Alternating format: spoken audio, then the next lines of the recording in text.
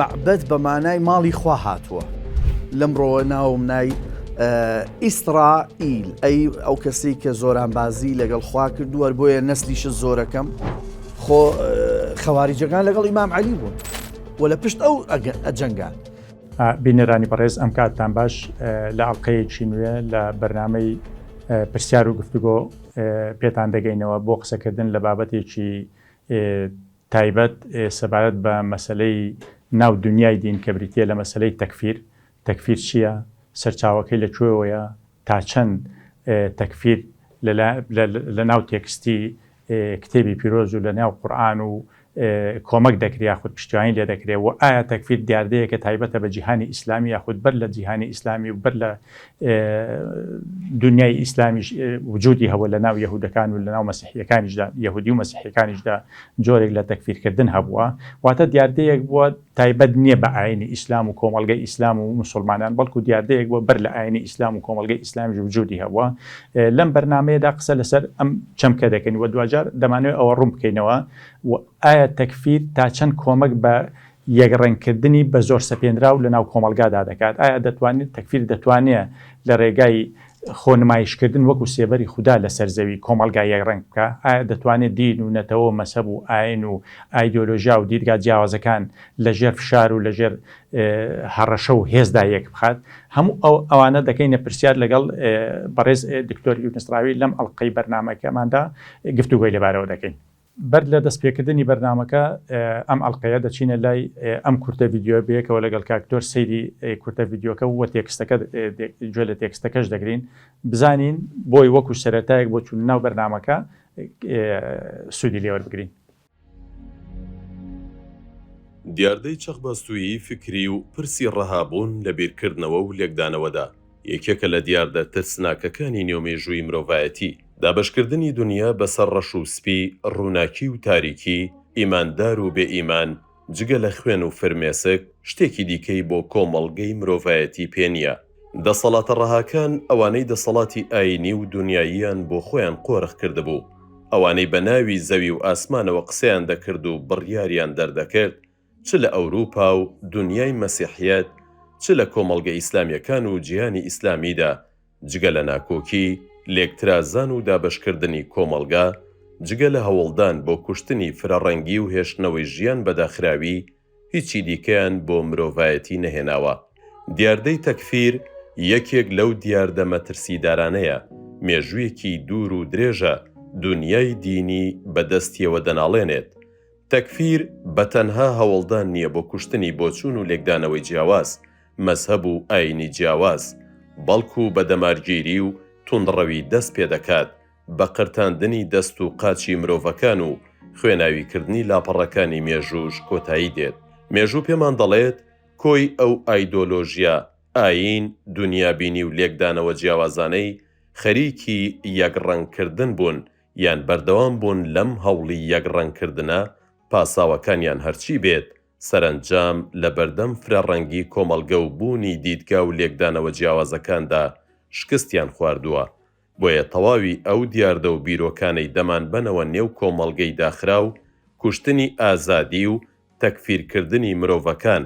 لەسەر بیرکردنەوە و لێکدانەوەی جیاواز، بەردەوام پێویستیان بە لەسەروەستان، قسەکردن، گفتوگۆی ئەقلانی و زانستی دوور لە دەمارگیری و توندڕەوی هەیە. گفتوگۆیەک خاڵی لە قسەکردن بە ناوی پیرۆزیەکان و خۆنمایشکردن لەسەر زەوی وەک درێژکراوەی سێبەری خوددا. کاکتۆر زۆر بەخێر بێی، کاتت لێ دەگرین هەموو جار ماندوو دەکەین لە خزمەت لێمەوە. گوێمان لەم کورتە ڤیددیۆ گرت و تێکست سیرمان کرد و گوێمان لە تێکستەکە گرت کە بریتی بوو لە مەسلەی تەکفیرکردن و مەسلەی ڕەتکردنەوە بە هەر پاساوێک بێت، پاساوەکە مەرجنیە هەردینی بێ، هەر ڕەنگە پاساوێکی ئایدۆلۆژی تر بێ و گەیشتینە ئەم نەتیجەیە کە بەپێی تێکستەکە ئەم نەتیجەیە وەردەگرینەوە کە کۆمەڵگەی فرەڕەنگ لەژێر هیچ پاساوێکدا ناتوانرێ یەک ڕەنگ بکرێ. جا ئەم پاساوە دینی بێ یا غیری دینی ئایدۆلۆژیای دینی لە پشتەوە بێت کۆمەکی پێ بکە یاخود ئایدۆلۆژیایکی غیری دینی بەگشتی بەر لەوەی پرسیار بکەین سەرنجل لەسەر کورتە ڤیدیۆیەکە و تێکستەکە چی بوو. ئەدەستان خۆش بێ شتێکی زۆر ناوازە و جوان بوو.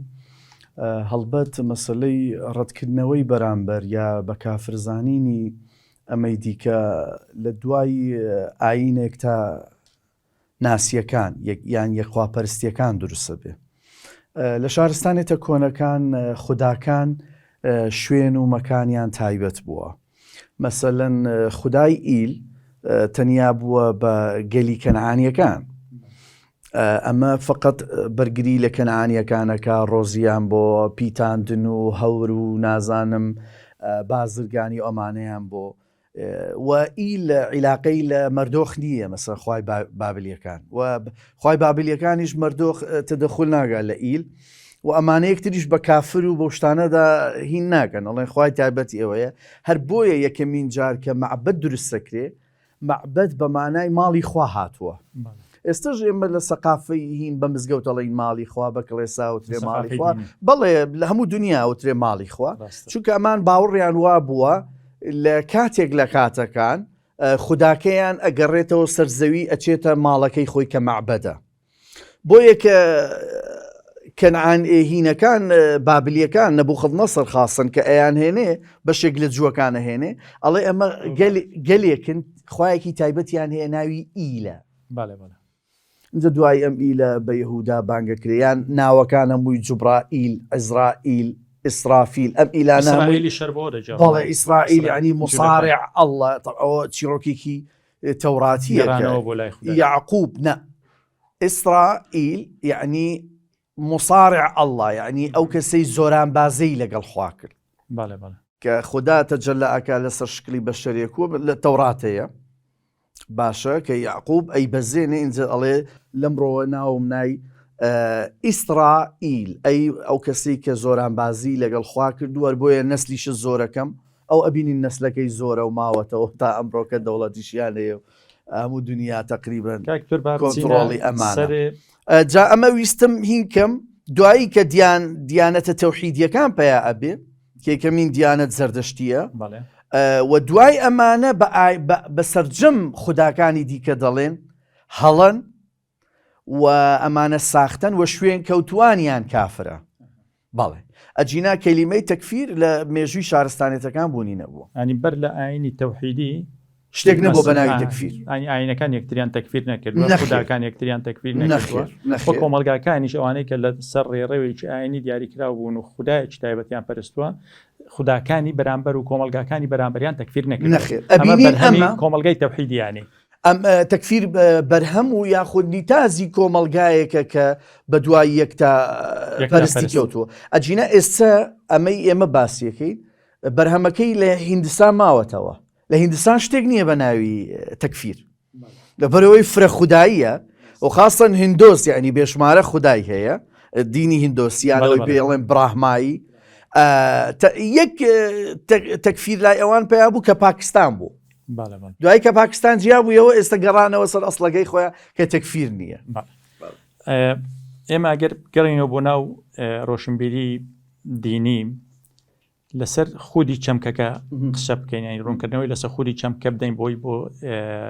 بیسەران و بینەران کەمێت بەرچاوڕوونیان هەبێت لەسەر ئەوەی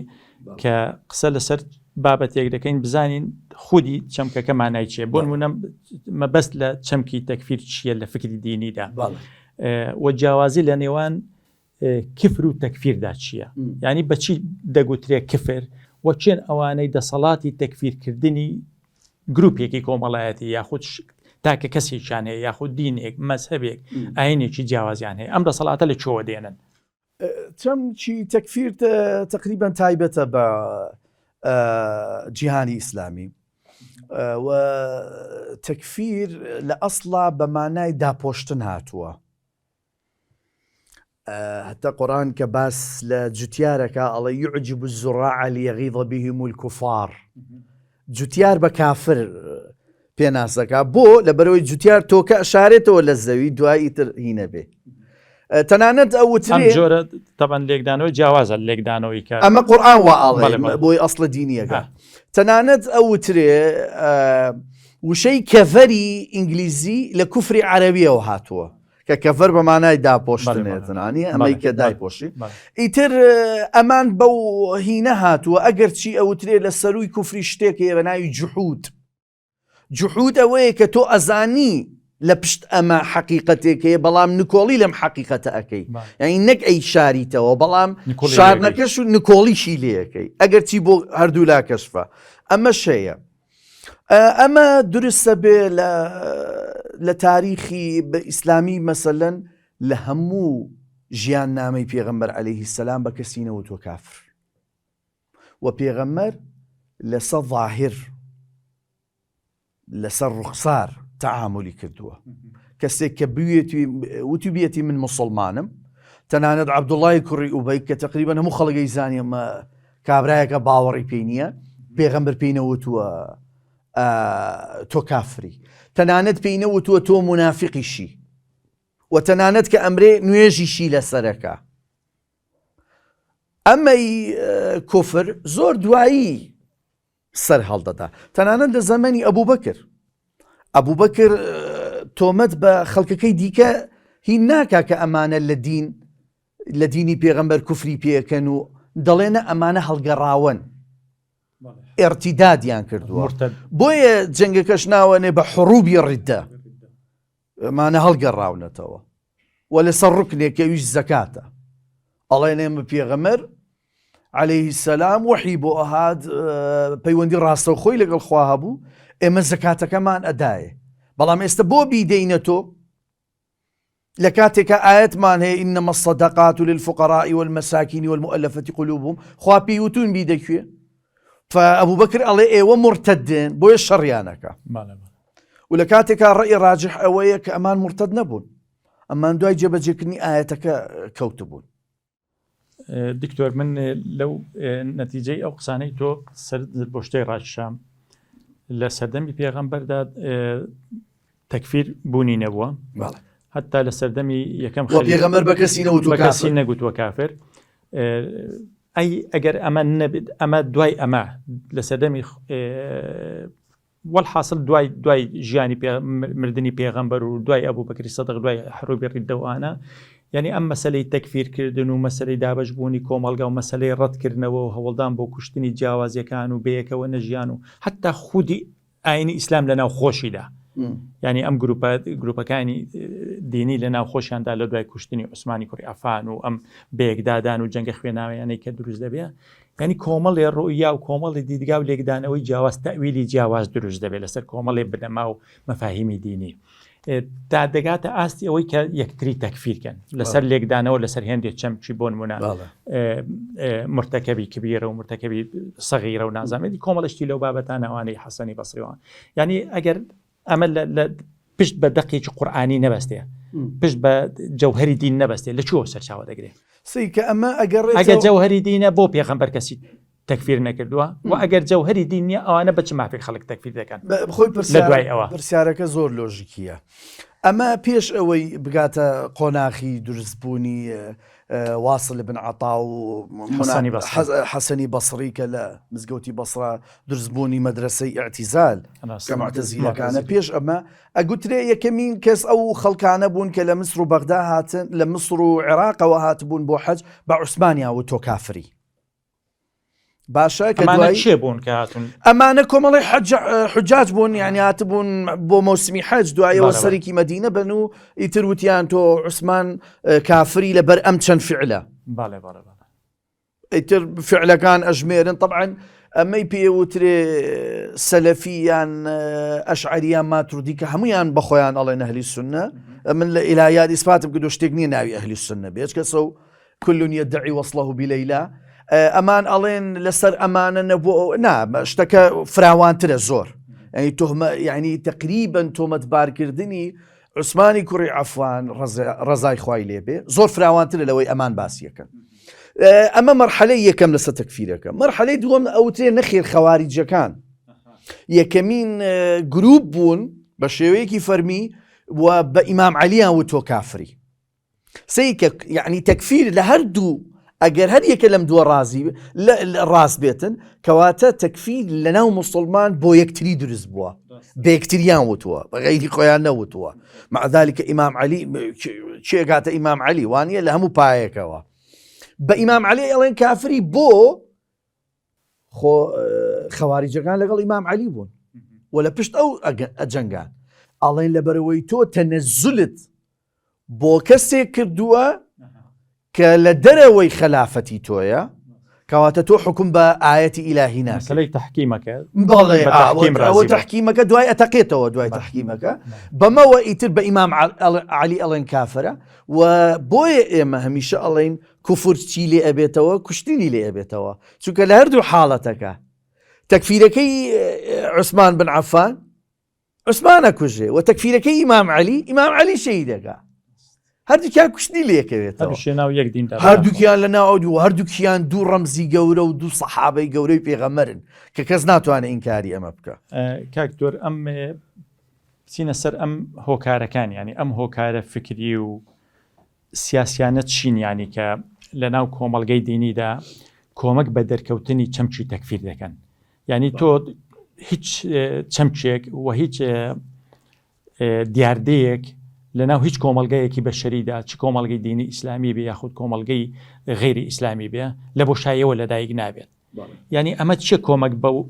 زاهیڕەیە دەکات زاهیڕی تەکفیر بوون یاخود چەمچی تەکفیر یاخود چەمچی بە کافردانان ینی ئەم هۆکارە سیاسی و کۆمەڵایەتی و فەرهەنجانە چین فکریانە چین کە کۆمەک بەوە دەکەن لە عالەمی لە جیهانی ئیسلامیدا چیکە یەکەمین فاکتەری سەرەکی بۆ ئەوەی شتێک دروست بێ بە ناوی تەکفیرکردن یا بڕیاردان لەسەر جیهانی ڕەش و سپی تۆ ڕەشی من دابشکردن ئەم دابشکردنە ترسناک ئایدۆلۆژی ئەگەڕێتەوە بۆ خوێندنەوەی تایبەت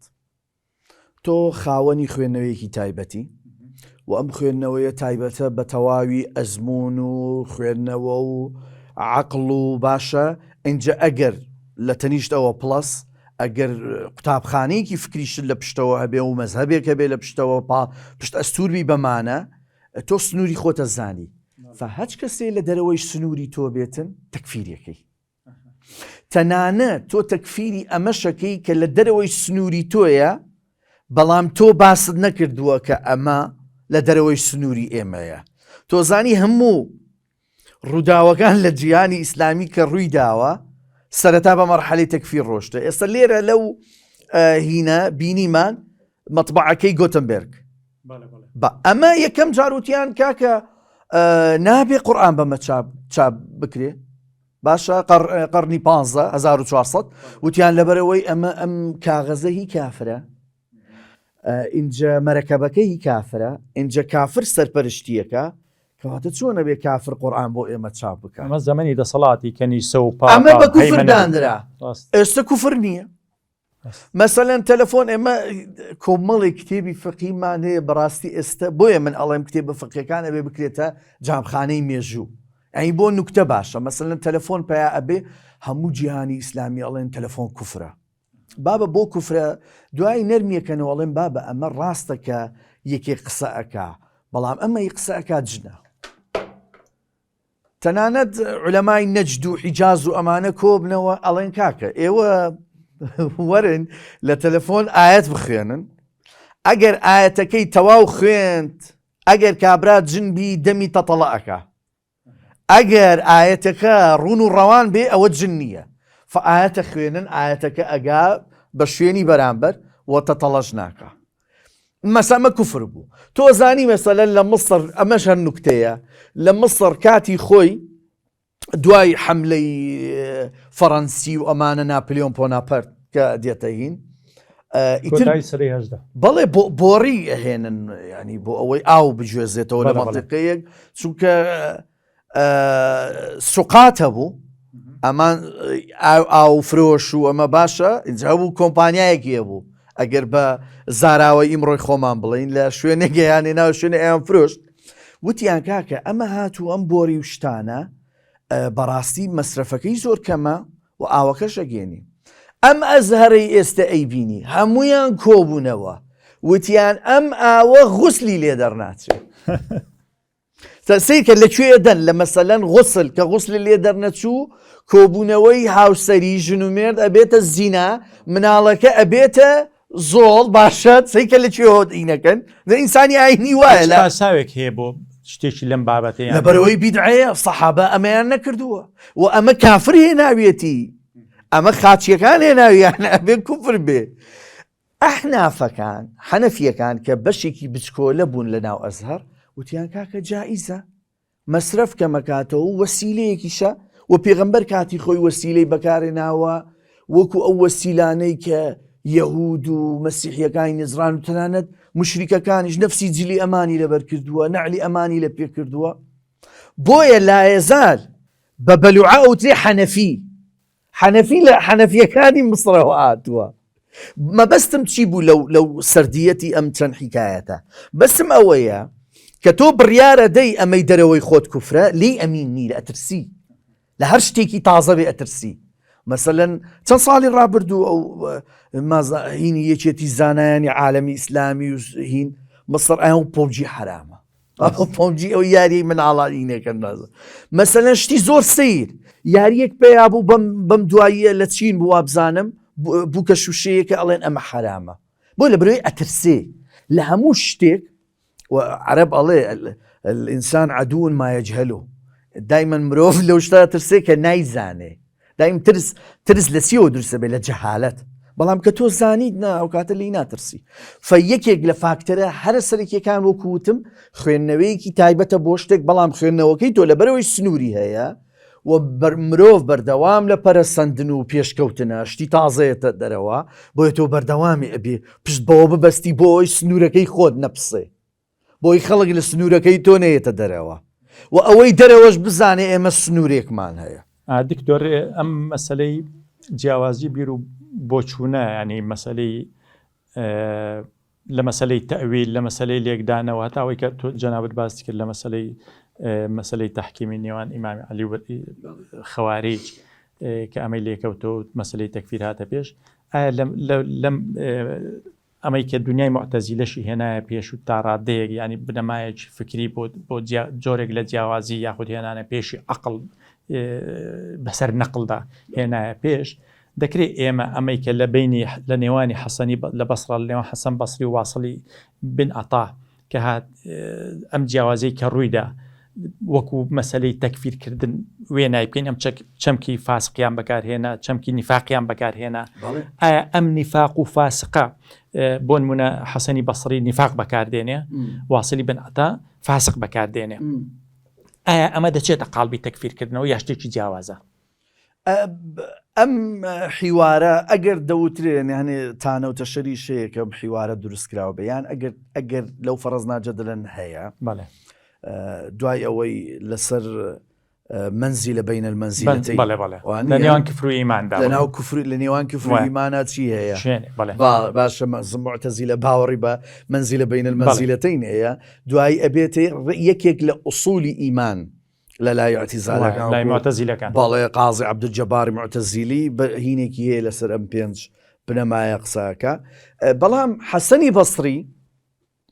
ئەڵێ ئیعتەزەلە ناواصل واتە واصل لە ئێمە دابڕا چونکە ئەچێ ئەمیش حەلەقەیەکی ئەو کاتە پێیانەوت حەلەقە بە دانیشتن کە کۆبوونەوە حەلەقە یعنی بازنێکی زانستی فکری هزری دینی بەڵێ ئەمانە کۆبوونەوە بەڵام هەر لە سوچی مزگەوتەکە بوو ڕاستە یعنی دەری نەکردە دەرەوەی مزگەوت موشکیلە ئەوەیە دکتۆری برام ئیمڕۆ دەرتەکا لە مزگەوتەکە ئەڵێ نیتەوە ئەو مزگەوتەی ئێمە هەر بۆیە ئەگەر لە سلێمانی لێرە مەسەلەن ببیسی ئەڵێن ئەو مزگەوتە هی سۆفیەکانە ئەوە هی ئەشعەریەکانە ئەمە هی سەلەفیەکانە ئەوە هی ئیخوانیەکانە لەمەش دابەش بوون بەڵێ نا لە مزگەوتەکەی خۆی ڕێگەت نادا بەڵێ بەستم و دابەش بوونە لە نێوان خۆیاندا بەڵێ خۆ ئەمە پێ من ناویێنێم ئەمە تەکفیری فعلی ئەمە بە کردارێکی تۆ کافرەکە ئەی بۆت نییە بیتەوە مزگەوت هەمووشی پشت بە پاسا و وەسیقەی دینی دەبەستێ لە هەمووی بۆ پشت ڕاستکردنەوەی کە نایڵێ بەرامبەرەکەی بچێ بۆ نمونەێنی ئەڵێ مەسەلەن خوا پێغەمبەر وتێتی ئەڵێ ئاەت و ئەمە گرفتە قورسەکە ئەین بۆیە ئیمام عەلی کە ئەو تەحکیمەی جەنابەت ئەڵێی کە هەمیشە لەسەر ئەوەستی من زۆرم لا جوانە چونکە بەڕاستی ئەمێ کڵپەی یەکەم لەوێوە دروستە بێ ئەمە پێ شەڕاڕەی یەکەم باشە گڕگرتنی یەکەم بەڵێ ئیمام عەلی ئەڵێت هین ئەڵێ لا تجادلهم بالقورآن ئەڵێ نەچی بە قورآن مناقەشەیان بکەی بۆ فإن القرآن حمال الأوجه لەبەرەوەی قورآن زیاتر لە ڕوخسارێکی هەیە بۆ ئێمە نزیکەی 10,000 تەفسیرمان لەیە باشە ئێستش خەڵکێک پێیان ئەبێ تەفسیرێکی تازە نووسێ بۆ لەبەرەوەی ئەڵێ من ڕوئیەکی تەبعاً تۆ کە تەفسیرێکی تازە نووسی بۆی نووسی لەبەرەوەی ئەتەیە بە من و بە بینەران بڵێ من خوێندنەوەیەکی تایبەتم هەیە تێگەیشتنی جیاوازیە جيد طبعا من باوەڕم وایە شتێک نییە بەناوی تەفسیر شتێک هەیە بەناوی وەرجێڕان ئەبێ قورآن وەرجێڕانی بۆ بکرێ باش نییە خۆشم وەرجێڕانەکە نزیکە لە تەواو بوون بەڵام من وەرجێڕانم بۆی کردووەکو خۆی و چەمکە ڕەچەڵەکانی عەدنانی و بەشێکی قەحتانی کتن قورآن زیاتر لە چەمکی عەرەبی ئەمانەی کە تەرجەمە کراون بۆن منە مامۆستا هەژاریش کردوویەتی باشترین وەرجێڕان کە کراوە مامۆستا هەژارە لەگەڵ ئەوەش تێبینی یان باشترینە بەڵام تێبینیمان هەیە هەنێ هەڵەی زۆر زەقیتیایە بەڵام شتێکی زۆر باشە و باندوبوونێکە وەکو عەرەب ئەڵێ سەعیون مەشکوور یعنی سوپاسکراوە لەسەر ئەمەیە ئوستاز گیان با بچینە سەر ئەوەی کە بۆن مونەزانایانی ئاینی یا پیاوانی ناودونیای دین لەسەر چ بنەمایەکی دینی شەرعی ینی جیاوازی دەتوانن لە نێوان ئەم چەمکانە دابنێن ئەمە هەڵە تێگەیشتنە ئەمەیان ئیجتیهادە ئەمەیان تەکفیرە یعنی تۆ زانایەکی ئاینی دێنی یا ناوەندێکی دینی دێنی بۆ نمونە فتوا دەردەکات ئەم فتوایە لەسەر چ ئەساسێک بۆ نمونە فڵان سلوکی ئینسانی یا فڵان نووسین یا فڵان جوڵەی ئینسان یا فڵان جوڵەی هونەری مۆسیقی نووسین هەر شتێک بێ شعر ئەمە بە هەڵە دادنێ ئەمەیان بە ئیجتیهاد دادنێ بەڕێیەکی جیاواز دادنێ بە لێکدانەوەیکی ئەمەشیان بە کفر دادنێ لەسەر چ بنەمایەکەم جیاوازیانە دەکات سیکە هەر کەسە و بە میزاجی مەبەستم میزاجە یاخود پشت بەستنە بە دەق دەقی پیرۆز نا خۆی زۆربەی کات کە مەسەلەن تۆ دەڵێی من ئەو ساڵە کە لەسەر هین قسەم کرد معایری ئوسولی فقه قسەم کرد کە چۆن مەسەلەن تۆ فەرز و واجب لێک جیاکەیتەوە اینجا چۆن سنەتی مؤکد لەگەڵ واجب باسم لەوە کرد کە ڕۆژوو سنەتی مؤکدە پێغەمبەر عەلەیهی سەڵات وەسەلام کردوویەتی و تەکیدی لەسەر کردوتەوە و بەڵام ئیتر ئاەتەکە باس لەوە ئەکا ئەمە بە دوور درێژی باسم کردو کاتی خۆی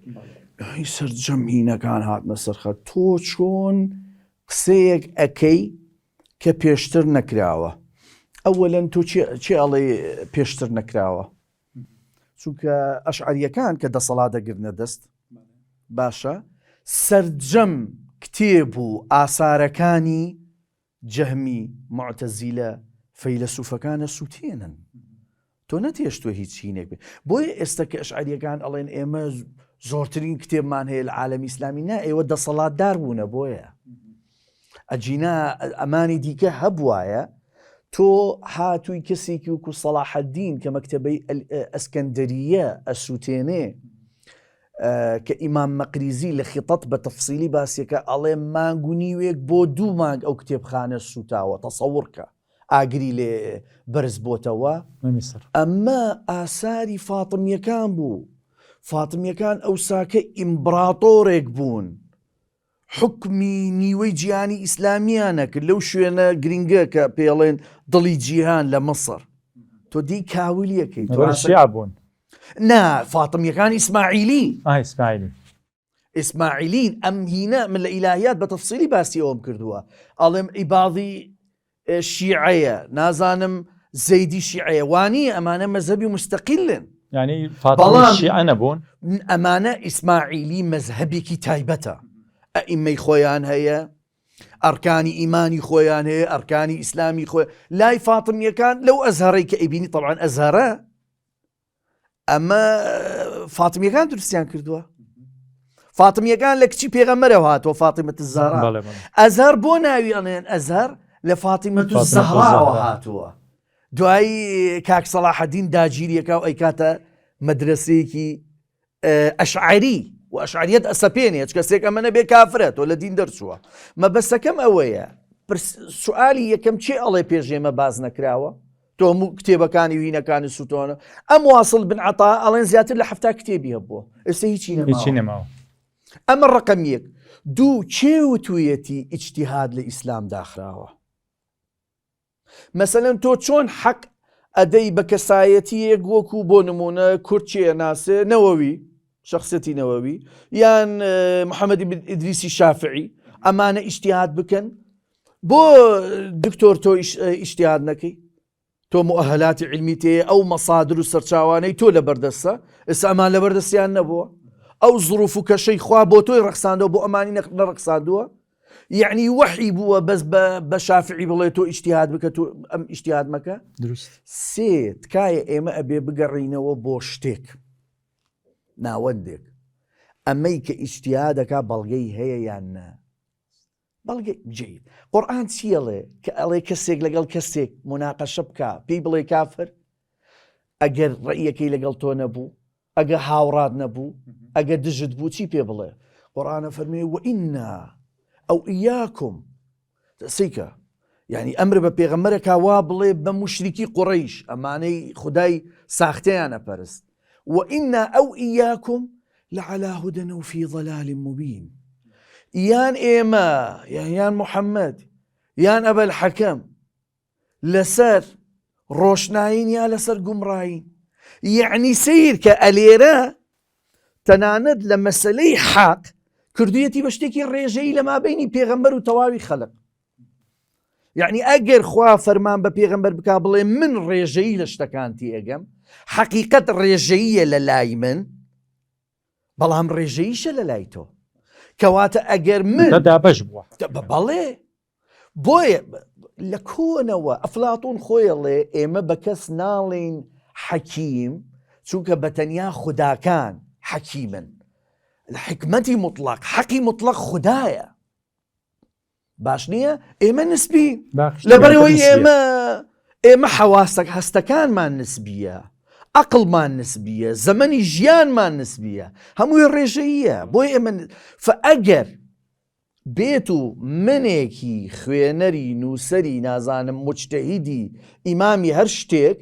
بێم بڵێم کاکە من ڕێژەیی لە حەق تێگەیشتوم، ئەو کاتی من قەت جورئەتی ئەوە ناکەم بە تۆ بڵێم کافر. دکتۆر بگوازینەوە بۆ بابەتێکی تر هەر لەسەر مەسەلەی تەکفیر و پەیوەندی نێوان تەکفیر و بابەتی توندوتیژی. ئایا توندوتیژی بەرهەمی تەکفیرە یا تەکفیر بەرهەمی توندوتیژیە و کامیان یەکتری بەرهەم دەهێنێتەوە؟ بۆ نمونە پەیوەندی نێوان تەکفیر و توندوتیژی چییە لە جیهاندا بەگشتی؟ ئێمە دەزانین توندوتیژی بەتەنها لە ناو دیندانیە، لە عالەمی دەرەوەی دینیشدا هەیە، لە ناو دنیای ئەلمانیشدا هەیە و لە ناو دنیای بەر لە دینی ئیسلامیشدا هەبووە، لە ناو ئاینەکانی تریشدا هەیە. بەڵام قسەکەی ئێمە لەسەر مەسەلەی تەکفیرە. ئایا پەیوەندێک لە نێوان توندوتیژی و مەسەلەی تەکفیردا هەیە؟ ئایا تەکفیر وەکو لەم کورتە ڤیدیۆکەشدا ئێمە بینیمان تەکفیرکردن توانیوێتی چی جوانێک بە کۆمەڵگەی دینی ببەخشێت؟ ئایا توانیوێتی نموزەجێکی جوان پارادایمێکی جوان بە کۆمەڵگە بەخشێت؟ ئایا توانیوێتی ئەو ئامانجانەی کە لە پێناویدا گروپێکی کۆمەڵایەتی مەزهەبێکی ئاینی ڕێبازێکی دیاریکراوی بیرکردنەوە ئەوەی کە خۆت بەڕێز داماژەت پێدا مەسەلەی بیرکردنەوە لێکدانەوە و تەویل و شتات نسبیە، ئەنی مەرج نییە بە مطلقی ڕاست بێ، ڕاستی ڕەها لای خوددایە. یعنی ئایا تەکفیر بە بەدرێژایی مێژوو توانیوێتی لەم ڕێڕەوە مێژوویە و لەو سیاقە مێژووی کۆمەڵایەتی خۆیدا عالەمێکی یەک ڕەنگ بەرهەمپێنێ کە نەیتوانیوە لەمەدا سەرکەوتوو بێ وەشکستی هێناوە. مانای چی تاوەکو ئێستا ئەم نەفەسە درێژەی هەیە؟ یعنی مەسەلەی تەکفیرکردن تاوەکو ئێستا ئامادەی هەیە لە ناو کۆمەڵگادا. ئەمە بۆچی دەگەڕێنیەوە؟ سەیدکە وەکو جەنابەت فەرمووت توندوتیژی هەیە، توندوتیژی سیاسی هەیە، نەتەوەیی، کۆمەڵایەتی، هەموو ڕاستەکان هەیە. بەڵام ترسناکترینیان توندوتیژی ئاینی بۆ لەبەرەوەی ئەم بە ناوی خودداوە دەکرێت ڕاستە و بانگەشەی تێدایە بە ناوی پیرۆزیەوە بە ناوی خواکرێم نا دوایی کە توندوتیژیەکە ئەکەوێتەوە ناوی ئەنێن شەڕی پیرۆز حڕبی مقدس طبعا ئەمە لە ناو مەسیحیەتیش ڕوویە بە جەنگەکانی خاچیەکان هەمووی دوایی ناویانرا کە شەڕی پیرۆزن ئەمانە بەناوی خودداوە دەیان کرد بەڵێ دژی هەرتەکە سەلیبیەکانی بەڵێ باسی ئەماکەین ئەمە طبعا لەم ڕەهەندە کە تاوەکو ئێستش بەردەوامی هەیە و ڕۆژانە هەیە لەبەرەوەی ئەم کەسانەی کە نوێنەرایەتی دینێکەکەن جا بە سیماوهینێ قسەکەن پارێزگاری لەو توڕاسە ئەکەن چونکە ئەمان ئەو توڕاسە پەرستنە یعنی کابرای سەلەفی توڕاسی سەلەفیە دەپەستی خۆخوا ناپەرستێ مەسەلەن موشکیلەی نییە تۆ لە ئاەتێک بڵێ ئەوە نەقسەیان ئەمە قسە لەسە ناکە بەڵام ئەگەر لەسەر ئەحمەد بن حەنبەل قسە بکەی ئیبن تەیمیە قسە بکەی محەممەد بن عەبدولوهاب بکەی نا ئەمە لەبەرەوەی ئەم ئەوە دەپەرستێ بتەکانی ئەم ئەمانن توڕاسە پەرستێ وازی لەخوا هێناوە توڕازە بەرستێ بۆی ئەم بەرگری لەوە ئەکا وەبدوو بەرگری لە بەرژەوەندیەک ئەکا کە ئەمە پێی داوە کە مەزهبەکەی پێی داوە ئاینەکەی پێی داوە باشە و بەرگریەک لە ژیانی خۆی و داهاتوو دەوروبەری شەکاتن چونکە مەسلحەت و بەرژەوەندیەکانی لەسەرم ئاینەیە بۆیە ئەوە بەردەوامە بێت تاوەکو من هەمیشە لام وایە واتە دین تێکەڵ بە بابەتێکی تر دەبێت لێرەدا کە بابەتی دنیاییە مەسلەی فکرە مەسلەی سیاسەتە مەسلەی بەرژەوەندی ئێستا بۆ ئاخرسەیەکە لە هەچ کەسێ بپرسە ئەڵێ دەڵێ دین دنیا و ئاخیرەتە یەکەم جا دنیاگەش ئەڵێ چونکە ئەو مسترترە جا سەیری پیاوانی ئاینی بکەن لە ژیان بەعام هەموویان بە دوای ژنی جوانن قەسر و قسوور و دایمە ژیانیان فەرقی هەیە لەگەڵ ئەو ئیمانارە بەستە زمانی نوێژەکە لای ئەو کە نەسیحەتەکە بەو ئەڵێ ببەخشە بەڵام خۆی قەت نابەخشێ بەو ئەڵێ دنیا هیچ نییە و ئیتر دوو ڕۆژە ئەڕوا و دنیا نەویست بە بەس خۆی وەکو قورئان ئەڵێ ئەشەد حوبن بۆ دنیایان هەیە باشە خۆیان زۆر متەمەسکن بە دنیا نەخۆش بە تۆ مەسەلەن ئەمە بخوێنە لە سەری ئاوی ئەوە بخۆرەوە و نازانم چی و ڕقیە بکە خۆشێتە نەخۆشخانەکانی ئەڵمانی ئەوروپا عیلاجی وەرەگرێ ئەمە ببینە لەسەر ئاستی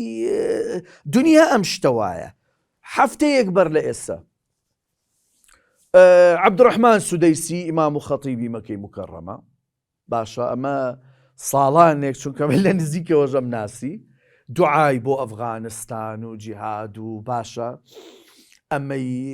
ئەهلی تەسەوف کافرن و شیعە کافرن و ئەوە دەرچوو کچەکەی حەفلەیەکی کردووە کچی ئیبلیس زینوو بێ حەفلەی وا ناکە کچی ئیبلیس جا بە مەصرفێک یعنی باسییان لە ملیار دۆلار شتیواکەن مەصرف ئەگەر مبالەغە نەبێ ئەنجە بە جلێکی نیمچە ڕوت و ئەمانەوە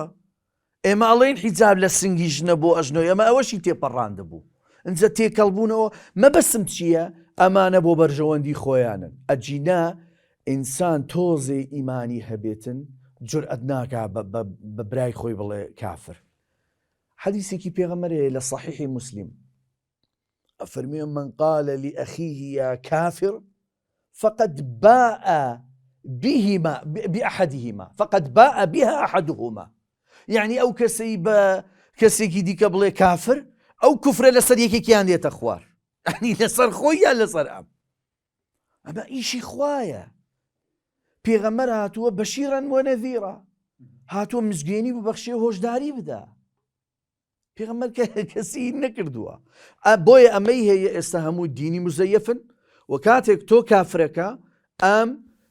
لێکدانەوەی دینی مزەیەف ئەڵێ تۆ شوبهات دروستەکەی شوبهات زۆر کۆنە وشێ شوبهات لە شوبهات و لە پرسیار دروستەکەی باشە خۆی پێغەمبەرەکانیش هاتن پرسیاریان دروست کرد مەسەلەن سەیری جیدال و حەلەقە دیالێکتیکەکانی ئیبراهیم بکەی لە تەورات و لە قورئان هەمووی پرسیارە تەنانەت پرسیار لە خواکە باشە کەیفە تحیی المەوتە ئەڵێ تۆ چۆن مردوزینەوە نەبوونی پرسیار ینی کوشتنی ژیانە چەق بەستویە جید بەڵام لای سەلەفیەک بڵێ خوا چۆن مردوزینەوە کاتۆ ئەڵێ ئەمە کوفرە نابێ پرسیار ئەوە بوو کە تۆ وتت ئەمە مابینی کوفر و کافر ئەڵێ ئەمە کوفرە دووبارەی نەکەیتەوە ئەجینە ئەبیتە کافر ئیبراهیم کردوێتی و پرسیار گومان دروستەکە بۆی پێغەمبەر لە ئەمەی ئەلبانی لە سیلسیلەکە تەصحیح کردووە ئەڵێ نحن أحق بالشك من إبراهيم ئەڵێ ئێمە مافمان زیاترە لەوەی لە ئیبراهیم کە گومان بکەین ئیمام عەلی لە نەهج البەلاغە ئەڵێ هو الذي أرسل رسوله ئەمە ینی باسی خواکە کە پێغەمبەرەکانی ناردووە رسوله ليثير بهم دفائن العقول بۆی دەماغیان بجوڵێنێ ئەمەی کە تۆ عقلت چەق بەستوە تەسەوڕ کە ئیمام عەلی و ئەم کتێبە شیعەش نەینووسیوەتەوەی لە ناو کوردەوەی ئەڵێ شیعەیە بابە ئەمە ئەوەی جەمعی کردووە ئیمام شەریف الرەضیە رضي الله عنه و ئەوەی شەرحیشی کە معتەزیلیە و ئەوەی کە شەرحیشی کردووە ابن ئەبی حەدیدە لە 32 بەرێک شەرحی کردووە ئەڵێ بۆ ئەوەی هێناوت یعنی ناکرێەوەی ئێستا تۆ نەسیحەتی خەڵکەکەی خەڵک گەمژە بێ پرسیار نەکەنا ئەبێ مسلمان إن المؤمن لفطن وەکو پێغەمبەر ئەڵێ ئیمانار ئەبێ عەقلانی بێ فطنە کاتی خۆی بە ئینسانی عەقلانی ئەوتووە فطن يفطن مفطون يعني ئەمە کەسێکی کە عەقلانی بێ و ئیمانار ئەبێ عەقلانی بێ بە عەقل شت وەربگرێ بۆ ئەمان لە یەکەمین کڵپەی دەرەوەی مەذهبی خۆیان ئەترسن مەسەلەن کەسێکی وەکو حەسەنی بەستری ڕەزی الله عنه یا ئەوانی دواتر بەڕەحمەت بن لەبەرەوەی ئەمانی دواتر یەن ئەڵێن کاکە ئێمە ناکرێ من ئاەت بێنم تۆ ئاەت بێنی هەر یەکە و تەفسیرێکمانە بێت تەفسیرەکە بکەوێتە بەرامبەر یەک بە گوێرەی خوێندنەوەی عەقلیەت یەردووکمان شمشێر بەرزکەینەوە نا ئێمە دین عەقڵ ئەکەینە پێوەر بۆیە ئەمە دروستە بێت کە تەقدیم العەقل على النەقل وتەسەوڕەکەی دکتۆر ئەمە هیچ مەذهبێک ضمنیەن لە ژێرەوە لەسەر ئەمە خلافی نییە تەنانەت لە ئەرکانی مەسەلەن ئیمانی هەچ کەسێک بێ دەبێ عاقڵ بێ ئەو کەسە کەسی غیر عاقل لەسەری نییە ئەرکی لەسەر نییە مکەلەف نییە کەسی غیر عاقل بۆ عەقلی هەبێ تا شتەکە ئیدراکی پێ بکە پێی پێ ببە بۆی جێبەجێ بکە یا بۆی باوەڕی پێبێنێ فبۆیە ئەمە کە دروستە بێ و عەقلیش یەک لەو پێدراوانەی خوایە کە بە یەکسانی تەوزیعی کردووە لە مابەینی بەشەریەت ئللا ئەگەر خۆی مرۆڤەکە بەکاری نەهێنێ بەڵام ئەمەی کە بەکاری هێنا پرسیار دروستەکە خەڵک کۆ ئەبێتەوە ئەمەی دیکە تۆ کافری تۆ هینی اینجا پێڵێ هەمیشە کتێبە فقیەکان باز لەوە دەکا ئەگەر کابرا کافر بوو بۆ خۆی پێی بڵێن کافر بەڵام ئەگەر قسەی کرد پێی بڵێن کافر لە قسەکردن لە زمانیەوە ترسن یعنی لە هەیکەلی ئەو ناترسن لە زمانیە ترسن چونکە پرسیاری ئەم قسەی گومانی ئەو نا بناغەی بەردی عەقلیەت و فکری مەذهبەکەی ئەو دەلەرزێنێ ڕاست دەست خۆش بێ دکتۆر گیان ئەم ئەڵقەیە لێرەدا کۆتایی پێدێنین لە ئەڵقەی دواتردا لەسەر هەمان بابەت کەمێ دەوەستینەوە دەچینە ناو عالەمی ئیسلامی مەسەلەی تەکفیر ناو عالەمی ئیسلامی چی کردووە بەو زانە و فەیلسوفانە و دوجار چۆن ئەم عەقلانە ڕەت کراونەوە بە پاساوی تەکفیرکردن و بە پاساوی جیاوازی بۆ چوون و لێکدانەوە و تەویلی جیاواز و دوجار لە عالەمی مۆدێرنیشدا ینی ئێمە دەزانین کۆمەڵی مفەکیر و بیرمەند و فەیلسوفی گەورەی عالەمی ئیسلامی لە سووریا و لە میسر و لە وڵاتانی تری عەرەبی دەردەکەون لە جەزائیر و هەتا لە ئەوروپا کە ژیان دەکەن بەشێک لە زانا گەورە ئاینیەکان ئەوانە ژیان چۆن لە ناو جیهانی ئیسلامیدا بە پاساوی جاجا تەکفیر دەکرێن وە لە ڕۆژگاری ئەم ڕۆژماندا کە بێنە ناو کۆمەڵگەی کوردی چۆن ئێمە لەسەر شتی بچووک لەسەر هێندێک لێکدانەوەی بچووک لەسەر هێندێک نمایشی بچووک لەسەر هێندێک چەم بەکارهێنانی چەمکی بچووک تەمەشا دەکەین جۆرێک لەگەلە کۆمێکی بە ناوی دین و بە ناوی پیرۆزیەکانی دینەوە لەسەر ئەم گروپ و لەسەر ئەم ناوەندە معریفی زانستیانە دروست دەکرێت لە ئەڵقەی داهاتوودا هەم درێژە بەم بابەتە دەین وەگەر فریاش بکەین قسەیەک لەسەر مەسەلەی فتوحاتی ئیسلامی دەکەین بینێرانی بەڕێز زۆر سپاس کاکتۆر گیان ماندوومان کردی دیسان بینێرانی بەڕێز لێر دێنە کۆتایی ئەم ئەڵقەی بەرنامەکەمان تا بەرنامەیەکی تر و ئەڵقەیەکی نوێ بەخواتان سپێوین و خواتان لەگەڵ